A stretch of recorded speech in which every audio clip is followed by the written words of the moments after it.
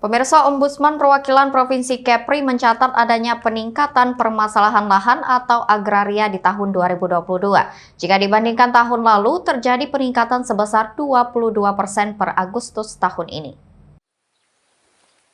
Kepala Ombudsman Kepri Lagat Siadari menyebutkan pihaknya kerap mendapatkan keluhan dan laporan masyarakat terkait sengketa agraria. Permasalahan ini justru lebih dominan jika dibanding dengan kasus pelayanan publik lainnya. Di tahun lalu, kasus atau laporan sengketa agraria yang diterima Ombudsman hanya berjumlah 42 laporan per Agustus. Namun di tahun ini terdapat sekitar 75 laporan per Agustus, sekitar 22% meningkat pada tahun ini.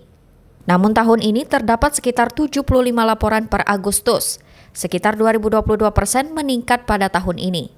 Kasus agraria didominasi masalah tumpang tindih berkas kepemilikan lahan yang biasanya terjadi akibat dokumen yang ganda atau dimiliki banyak pihak, baik itu dari masyarakat atau perusahaan. Selain itu, hal ini disinyalir berkaitan pula dengan adanya dugaan praktek mafia tanah.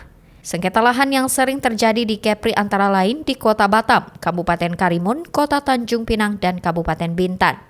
Untuk itu, Ombudsman Kepri menyarankan agar Pemda dapat menerbitkan perda tentang agraria atau pertanahan agar dapat menjadi dasar hukum petunjuk teknis pengurusan tanah di Kepri, sehingga dapat melindungi masyarakat dari ancaman konflik atau praktek mafia tanah.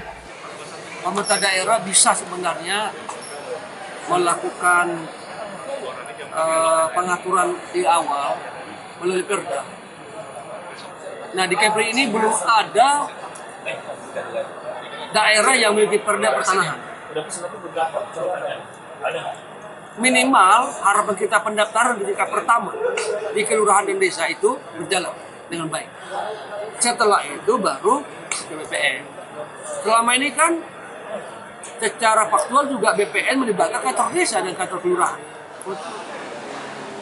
Muhammad Azharullah, KTV News melaporkan.